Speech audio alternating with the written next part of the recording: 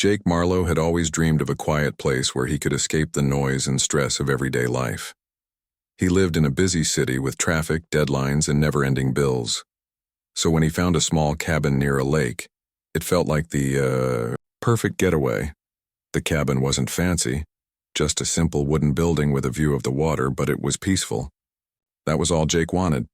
The real estate agent who sold him the cabin made it clear. There were no HOA fees, no rules about paint colors, no annoying neighbors checking on your trash bins. Jake was buying land that was his alone. Or so he thought. He spent months fixing up the place. He patched the roof, painted the walls, and bought a little rowboat so he could go out on the lake early in the morning.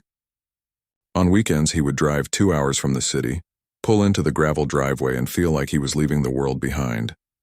For a while, everything was exactly how he imagined it would be. Then one weekend, things changed.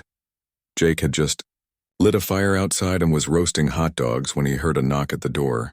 2 police officers stood there looking serious. At first, Jake thought maybe someone reported a noise complaint or something minor like that. "Mr. Marlowe?" one of them asked. "Yeah, that's me," Jake replied, confused. "We got a report. You're violating community rules." Jake blinked. "Community rules? I don't live in a neighborhood." The officer handed him a piece of paper. It listed several violations, things like having too many items stored outside, not keeping his yard trimmed, and parking a trailer in front of his house. "I don't belong to any HOA," Jake said, trying to keep calm. "I checked before I bought this place." The officers looked at each other. "We're just doing our job," one said. "If you want to argue it, talk to them." They pointed toward the main road where a few houses sat closer together. Then they left. Jake stood there for a minute, holding the paper, wondering what just happened. He went back inside, called the local county office, and asked if there was an active HOA connected to his property. After a few minutes, the clerk told him no records showed any binding agreement between his property and any homeowners association. Relieved but still confused, Jake decided to ignore it. Maybe the HOA sent a false complaint by mistake. Or maybe someone just didn't like new people moving in, but it wasn't a mistake. 2 weeks later, another officer showed up. This time it was a different man, younger, with a tired look on his face. "Sir, we got another complaint," he said. "Something about your fence being too tall." Jake looked around. He didn't even have a fence. By now, Jake was getting angry. He showed the officer his deed, the paperwork from the county, and even printed emails from the previous owner confirming that the HOA had been inactive for years. But the officer just nodded and wrote down what Jake said. "I'll pass it along," he said. "But if they keep calling, we'll keep coming." That night, Jake sat on the porch staring at the lake. He couldn't believe this was happening. He had worked hard for this place, he paid his taxes, respected the land, and only wanted to enjoy some peace. Now, some group of people he never met were using the cops to mess with him. It didn't make sense. Still, Jake tried to stay calm. He reached out to the HOA directly, thinking maybe there was just a misunderstanding. He sent them a polite email explaining his situation, attaching copies of his documents. A week passed. No reply. Then came the third visit. This time, 2 officers again. One of them looked familiar, the same guy who visited the first time. "You again?" Jake asked, trying to smile. The officer didn't smile back. "Sorry, Mr. Marlowe. Got another complaint. Something about your lights being on too late." "My lights?" "They say it's disturbing the neighborhood." Jake turned around. His nearest neighbor was half a mile away. There was no way his lights could bother anyone. He stepped outside and raised his voice, hoping someone nearby might hear.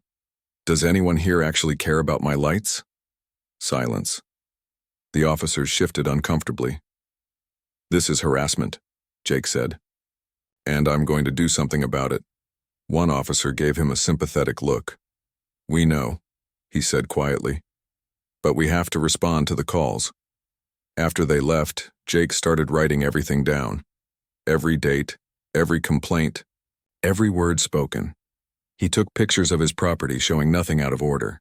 He saved voicemails and texts. He even started recording video whenever he saw an officer pull up. He wasn't going to let this slide. Weeks passed. Then came the fourth visit.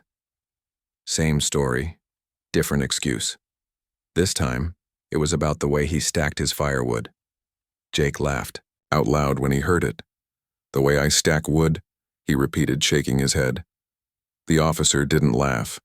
He just filled out the form and left. Jake was beginning to feel isolated.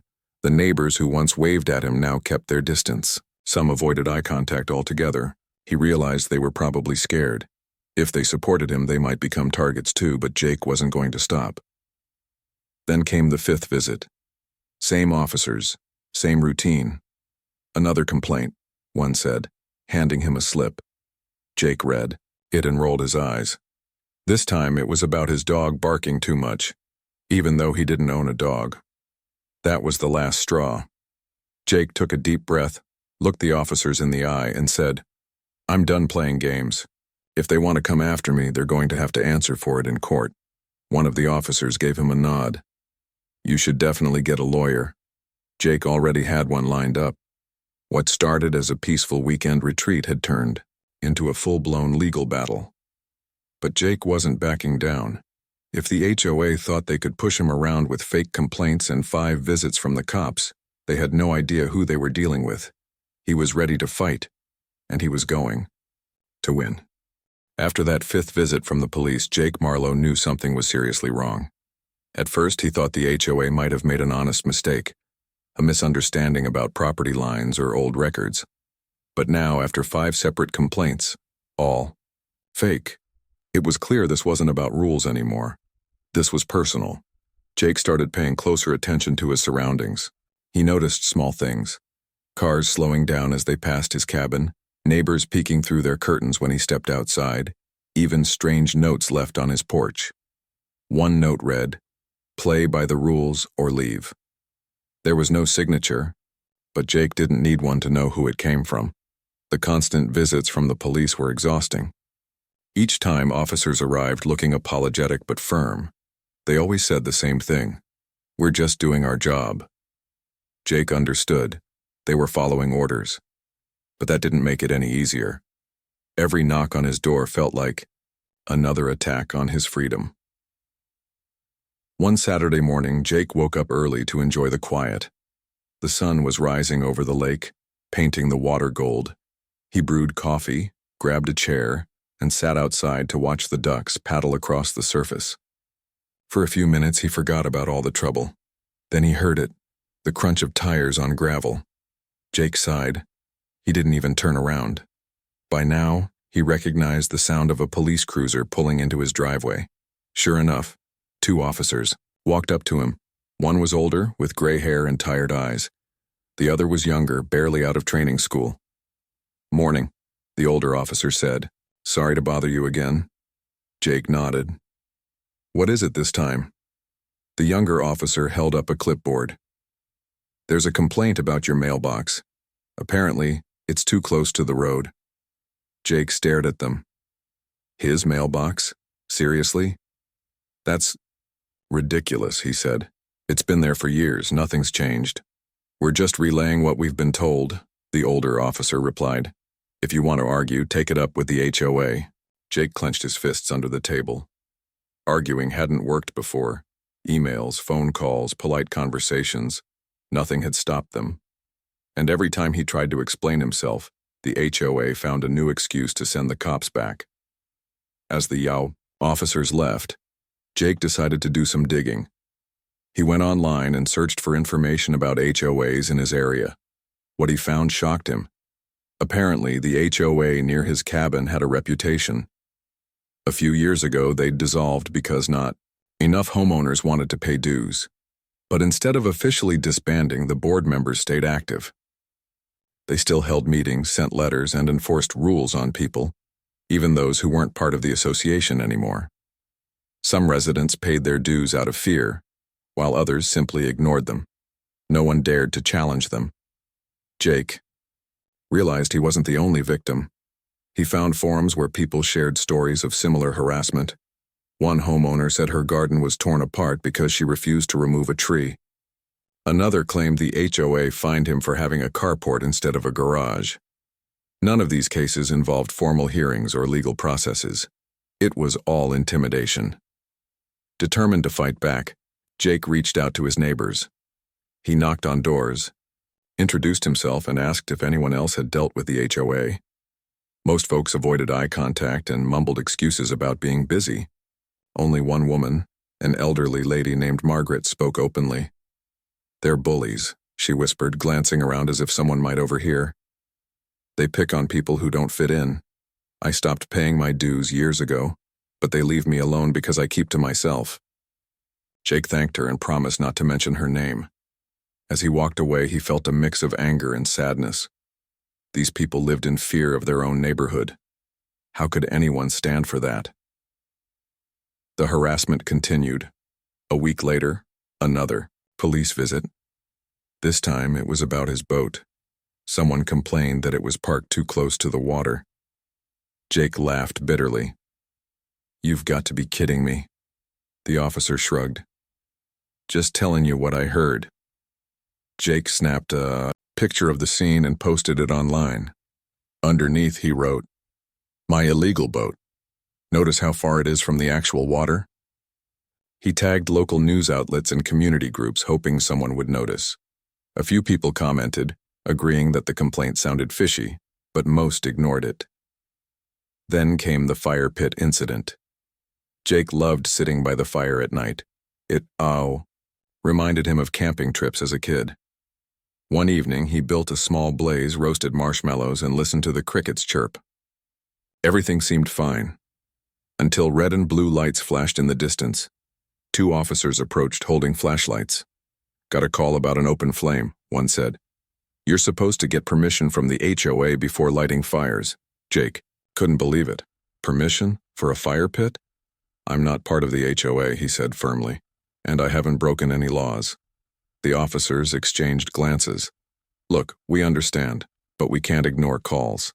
If you want to stop this, you'll have to deal with them directly." Jake nodded. He already had a plan. That night he drafted a detailed letter to the HOA board. In it, he listed every false complaint, every police visit, and every attempt he'd made to resolve the issue peacefully. He included copies of his deed, county records, and emails proving he wasn't bound by their rules. He ended the letter with a warning. "If you continue to harass me, I will pursue legal action." He sent the letter certified mail so they couldn't deny receiving it. For a few days nothing happened.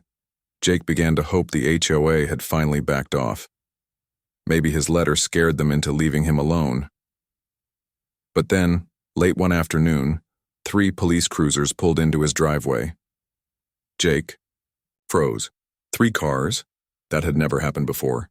6 officers stepped out, all wearing serious expressions. One of them carried a clipboard thicker than the others. "Mr. Marlowe," the lead officer said, "we received multiple complaints about unsafe conditions on your property." Jake raised an eyebrow. "Unsafe conditions?" The officer flipped through the pages. "Trash bins visible from the road, unsecured tools in your shed, and, He hesitated. "A lack of proper landscaping." Jake burst out laughing. "Are you serious right now?" The officer frowned. "Sir, please, cooperate. We're just doing our job." Jake crossed his arms. "You mean harassing me on behalf of the HOA?" The officers glanced at each other nervously. They clearly didn't want to be there either. Jake took a deep breath. He knew arguing wouldn't help. Instead, he grabbed his phone and started recording. "Go ahead," he said. "Write down whatever you want, but I'm documenting everything." The officers reluctantly checked off items on their list, took photos, and eventually left. As soon as they were gone, Jake uploaded the video to social media.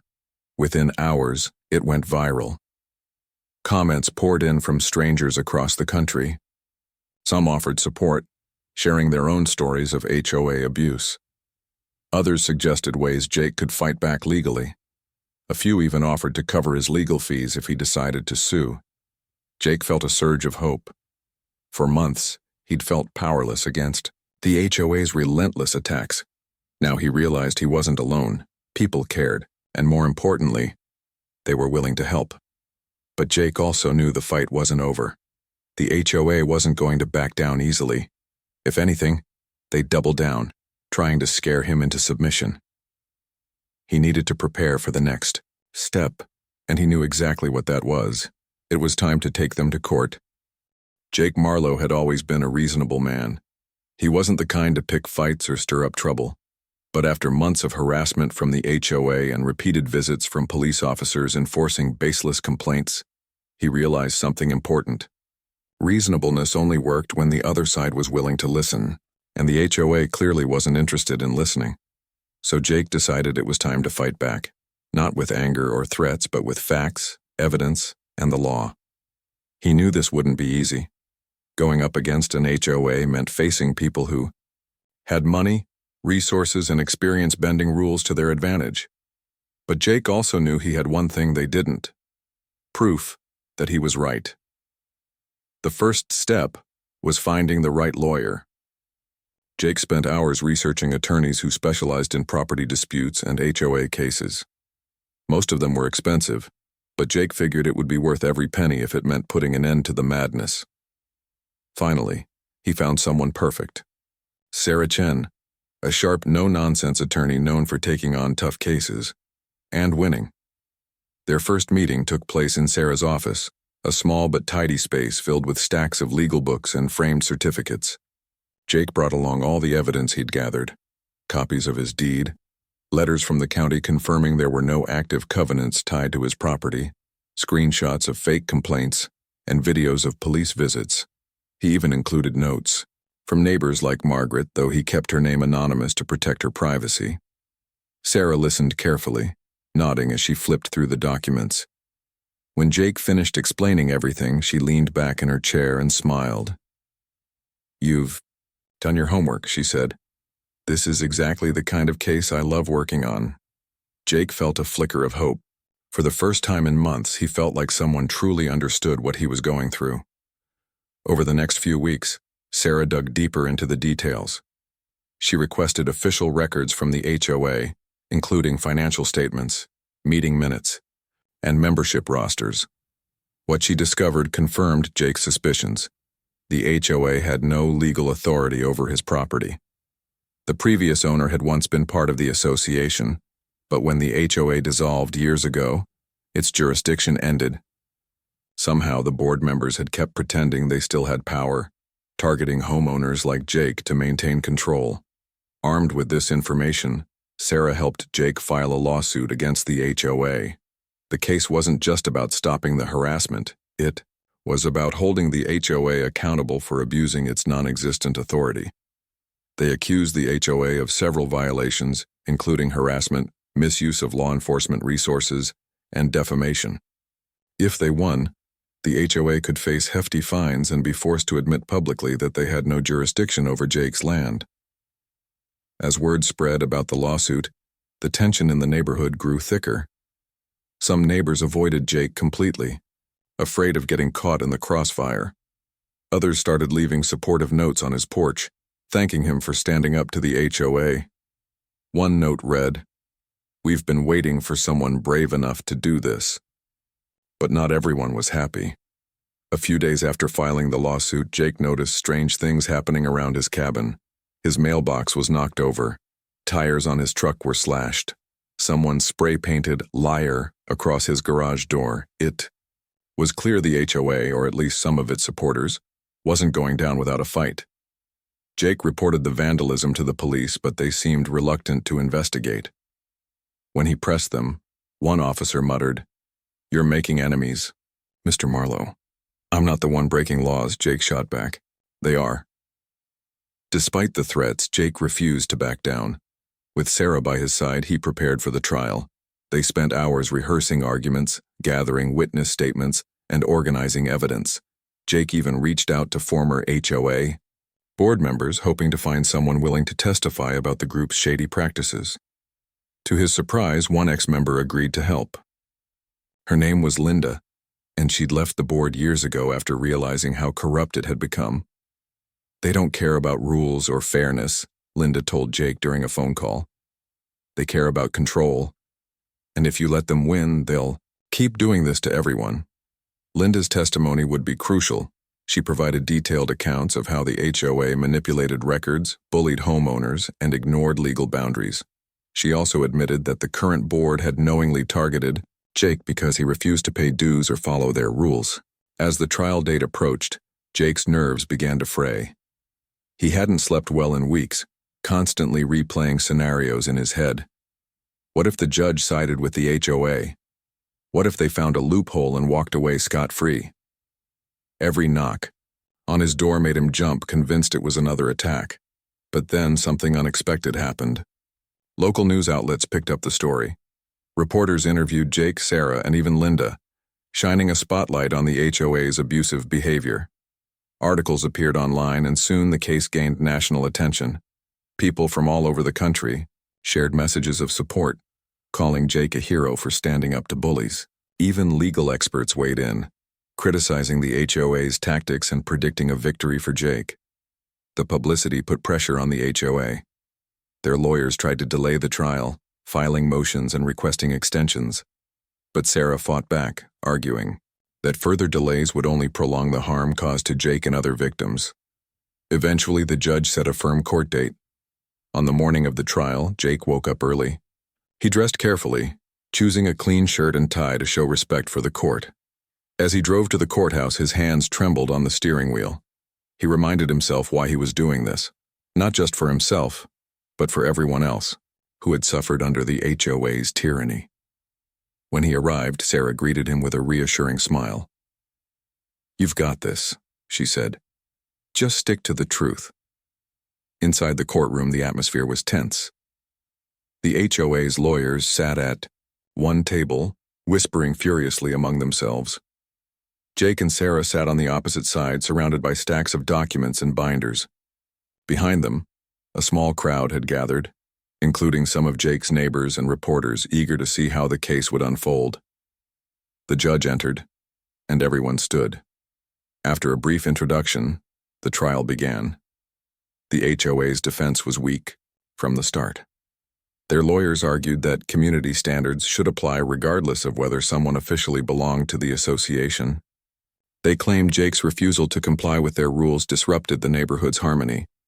But when Sarah presented her evidence, showing that the HOA had no legal standing over Jake's property, their argument fell apart. One by one, Sarah dismantled their claims. She showed how the HOA had falsified records, harassed innocent homeowners, and wasted taxpayer money by repeatedly sending police to Jake's cabin. When Linda took the stand, her testimony sealed the deal. She described how the HOA operated outside the law, using intimidation to enforce non-existent rules. By the end of the day, it was clear who had the upper hand. The judge thanked both sides and promised a ruling within a week. As Jake and Sarah left the courtroom, cameras flashed and reporters shouted questions. Jake kept his answers short and simple. "I just want justice." That night, Jake returned to his cabin feeling lighter than he had in months. Win or lose, he knew he'd done everything he could. He lit a fire in the pit, poured himself a cup of coffee, and watched the stars reflect off the lake. For the first time in a long while, he allowed himself to feel hopeful. Little did he know, the best was yet to come. The week leading up to the judge's decision felt like an eternity for Jake Marlowe. Every day dragged by as he waited anxiously for the verdict. He tried to keep busy, fixing things around the cabin, going fishing, even planting a small garden, but his mind kept drifting back to the trial. What if the HOA found a way to twist the law? What if they walked away with no consequences? Sarah Chen, his lawyer, reassured him as best she could. "We've got solid evidence," she said during one of their phone calls. "They can't argue against facts, just try to stay calm." But staying calm wasn't easy when every knock on the door made Jake's heart race. The vandalism hadn't stopped since the trial began. Someone had thrown rocks through his living room window. Another night, he found dead fish dumped on his porch. Each act of retaliation reminded him that the HOA wasn't giving up without a fight. Still, Jake refused to let fear take over. He knew he was doing the right thing, not just for himself but for everyone else who had been bullied into silence. So, he held his ground, documenting every incident and reporting it to the authorities. Even though the police seemed reluctant to investigate, Jake hoped the growing media attention would force them to act. Finally, the day arrived. The judge's ruling was scheduled to be announced at 2 p.m. Jake dressed carefully again, choosing the same clean shirt and tie he'd worn during the trial. As he drove to the courthouse, he replayed Sarah's advice in his head. Stay respectful no matter what happens. When he arrived, the scene outside the courthouse was chaotic. Reporters, cameras, and curious onlookers crowded the steps. Some held signs supporting Jake, while others muttered angrily about the HOA. It was clear the case had struck a nerve, not just locally, but nationally. People everywhere were talking about homeowner rights and HOA overreach. Inside, the courtroom buzzed with anticipation. Jake took his seat next to Sarah, gripping the edge of the table to steady his nerves. Across the aisle, the HOA's lawyers sat stiffly, whispering among themselves. Their faces were grim, as if they already knew the outcome. The judge entered, and the room fell silent. Everyone stood until he motioned for them to sit down. Then, without preamble, he began reading his decision. The court has thoroughly reviewed the evidence presented in this case, the judge said, his voice steady and authoritative. It is clear that the defendant, Mr. Marlowe, has provided irrefutable proof that his property is not subject to any binding agreements with the plaintiff, the Homeowners Association. Jake's heart skipped a beat. He glanced at Sarah, who gave him a subtle nod. Furthermore, the judge continued, the court finds that the HOA knowingly and repeatedly harassed Mr. Marlowe under false pretenses. Their actions constitute abuse of process and misuse of law enforcement resources. Such behavior is unacceptable and cannot be tolerated. The room erupted in murmurs.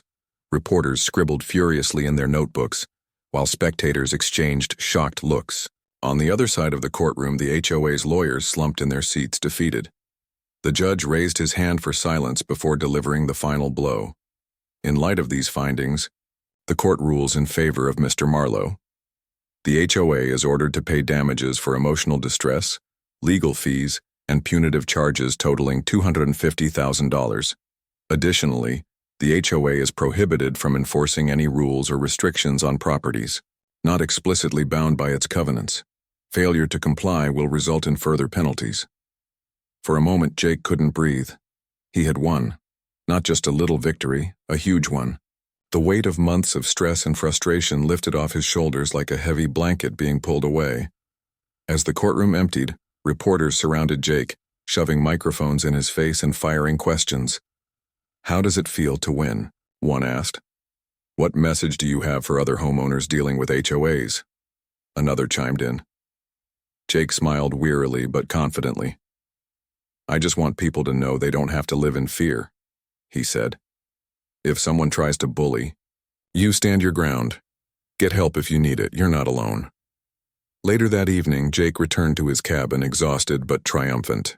He lit a fire in the pit and sat outside, watching the flames dance. For the first time in months, he felt truly safe.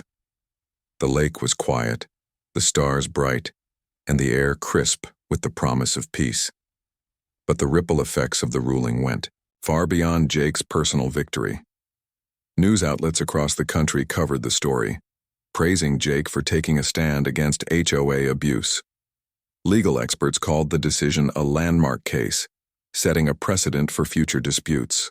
Homeowners in similar situations reached out to Jake, asking for advice and thanking him for inspiring them to fight back. In the weeks that followed, the HOA crumbled under the pressure. Several board members resigned, citing personal reasons. Others faced backlash from neighbors who were tired of their heavy-handed tactics. A few brave residents started organizing meetings to reform the association, ensuring it operated legally and fairly moving forward. Even the local government took notice. State legislators proposed new laws clarifying HOA boundaries and requiring transparency in their operations.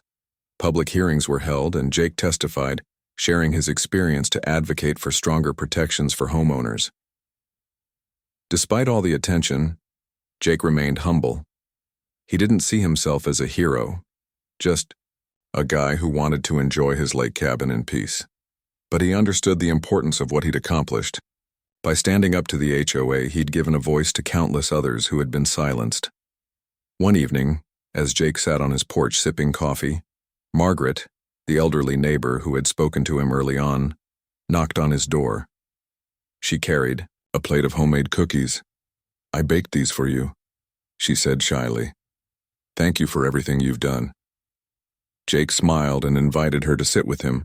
They talked for hours, sharing stories and laughter. For the first time, Margaret admitted she'd always hated the HOA, but never had the courage to speak out. Now, thanks to Jake, she felt empowered to join the reform efforts. As the sun set over the lake, casting golden ripples across the water, Jake realized something important. Winning the lawsuit wasn't just about justice, it was about community. By fighting for his rights, he'd brought people together, sparking change that would last for years to come. And for Jake Marlowe, that was the greatest victory of all. Jake Marlowe sat on his porch one crisp autumn morning, sipping coffee and watching the sun rise over the lake. It had been 3 months since the trial ended, and life was finally starting to feel normal again, or as close to normal as it could get after everything he'd been through. The constant stress, the sleepless nights, the fear of what might happen next, all of that felt like a distant memory now. In its place was a deep sense of relief and pride. The HOA was no longer a shadow, looming over him. After the judge's ruling, the association had fallen apart faster than anyone expected. Several board members resigned immediately, while others tried to distance themselves from the scandal. A few even publicly apologized, though Jake doubted their sincerity. He didn't care much about their excuses. What mattered was that they couldn't hurt anyone else anymore. The settlement check arrived shortly after the verdict, a staggering $250,000. At first, Jake wasn't sure what to do with the money. He didn't need a fancy car or expensive vacations. All he wanted was to fix up his cabin and enjoy the quiet life he'd always dreamed of. But then Sarah Chen, his lawyer, suggested something unexpected. "You've already made such a big difference," she said during one of their follow-up calls. "Why not use some of this to help other homeowners? There are so many people out there who don't know their rights." Jake thought about it for a while. She was right. His case had opened doors, not just for him, but for countless others who had faced similar struggles. So he decided to set aside part of the settlement to create a legal fund for homeowners battling HOAs. If someone needed help fighting unfair rules or harassment, they could apply for financial assistance to cover legal fees. It wasn't charity, it was empowerment.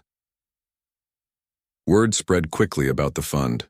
Homeowners from across the state reached out, sharing their stories and asking for advice.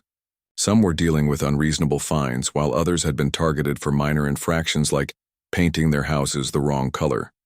One woman wrote to Jake saying her HOA had threatened to foreclose on her home because she hadn't paid dues after discovering they weren't legally required. Thanks to Jake's example, she hired a lawyer and successfully challenged the claim. Seeing these victories gave Jake a renewed sense of purpose.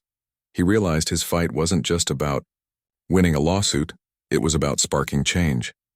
By standing up to the HOA, he'd shown people that they didn't have to accept abuse or intimidation. They could fight back and win. But the ripple effects went beyond individual cases. The publicity surrounding Jake's trial had caught the attention of lawmakers too. State legislators introduced new bills aimed at regulating HOAs and protecting homeowner rights. Public hearings were held, and Jake testified multiple times explaining how the lack of oversight had allowed the HOA to harass him. His testimony resonated with both politicians and citizens, leading to sweeping reforms. One of the most significant changes was a requirement for HOAs to clearly disclose their covenants, conditions, and restrictions, CC&Rs, before selling properties. No more hidden clauses or expired agreements. Buyers would now know exactly what they were signing up for, or opting out of. Another law prohibited HOAs from using police resources to enforce non-binding complaints. Officers could no longer be sent to investigate trivial issues like mailbox placement or fire pits. These reforms didn't just benefit Jake, they benefited everyone. Communities became safer, fairer places where neighbors worked together instead of against each other. Even some former HOA members admitted the changes were long overdue. Back at the lake, Jake noticed a shift in his own neighborhood. Neighbors, who once avoided him, now waved warmly as they passed by. Margaret, the elderly woman who had baked him cookies, became a regular visitor. They often shared meals on his porch, talking about books, gardening, and the beauty of the changing seasons. Other residents joined them occasionally, forming a loose-knit group determined to rebuild trust and camaraderie. One evening, a few weeks after the laws passed, Jake hosted a small gathering at his cabin. He invited neighbors, local officials, and reporters to celebrate the progress they'd made. Lanterns hung from the trees, casting soft light over the yard. A bonfire crackled in the pit, and the smell of roasted marshmallows filled the air. Laughter echoed across the water as people mingled and shared stories. During a lull in the conversation, Jake stood up and raised his cup of cider. "I never imagined my little cabin would become the center of so much attention," he said with a smile. "But I'm glad it did. Because of all of you, we've created something special here, a community built on respect and fairness." The crowd erupted in applause, and several people hugged him afterward. Jake felt overwhelmed, but in a good way. For so long he'd carried the weight of the HOA's harassment alone. Now he realized he'd gained something far more valuable: connection. As the night wore on, Jake stepped away from the crowd and walked down to the edge of the lake. The moon hung low in the sky, its reflection shimmering on the water. He took a deep breath, letting the cool air fill his lungs. In that moment, he felt truly at peace. He thought about how far he'd come. From the day he bought the cabin to the endless visits from police officers, from filing the lawsuit to testifying in front of lawmakers. Every step had brought him closer to this moment. He hadn't just won a legal battle, he'd reclaimed his freedom, and yet none of it would have been possible without the support of others. Margaret, Sarah, Linda, the reporters, the lawmakers, the neighbors who finally spoke up, all of them had played a role in his journey. Jake knew he owed them his gratitude. The next morning, Jake woke up early as usual. He brewed a pot of coffee, grabbed his fishing rod, and headed out onto the lake. As he rowed his boat toward his favorite spot, he reflected on everything that had happened. Life wasn't perfect. He still had bills to pay and chores to do, but it was good. Better than good, actually. When he reached the middle of the lake, he cast his line and waited. The water rippled gently around him, and birds chirped in the distance. For the first time in years, Jake felt completely content. The cabin wasn't just a retreat anymore, it was home. And it was his, free and clear. As the sun climbed higher in the sky, Jake smiled to himself. He didn't need anything fancy, no trophy, no medal to remind him of what he'd accomplished. The proof was all around him: the quiet lake, the friendly neighbors, the knowledge that he'd made a difference. Jake Marlowe had started this journey as an ordinary man looking for peace. Along the way, he'd become something more, a symbol of courage, resilience, and justice. But to him, none of those labels mattered. What mattered was the simple joy of sitting by the water, rod in hand, knowing he'd fought for what was right, and won. And that was enough.